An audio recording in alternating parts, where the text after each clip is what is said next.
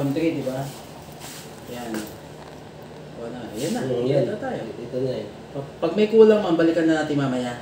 I-plot ko muna to. Balikan kita. Pagdating ng amo mo, mag-usap kami. Oo. Plot ko muna to. Sige po.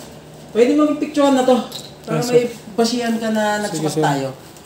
Hindi, dalila. Lagay natin recovery. Pero subject, naka-video yan, di ba? Oo. Subject for ito subject for plotting pa. Anong date ngayon?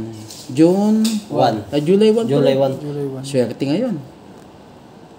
Yan, picture mo yun bro. Para at least may pakita ka na po. Pero subject for, ipa-plot ko pa yan. Opo.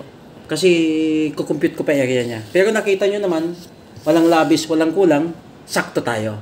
Opo, sir. Yes, sir. Okay na. Para sa akin naman, ganun naman dapat. Eksakto tayo. Wala tayong sobra, walang labangan. Tama pa. Pero sa tingin nyo, tama ginawa natin, ha? Tama, sir. Dito. Ay, may pinto dito. Open lang pala. Opo. Yung dulo ng ano ko. Open to pala lang. Ilan? Nabenta.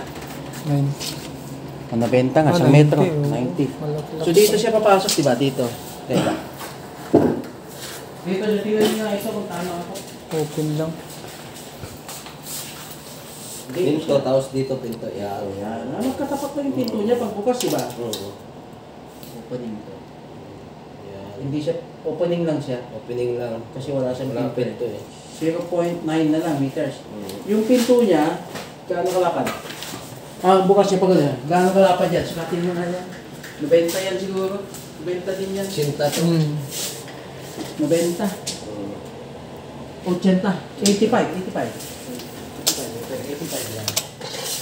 Ito pa yun bro? Yung kumali ako. Pwede yung opening. Ito na siya ito.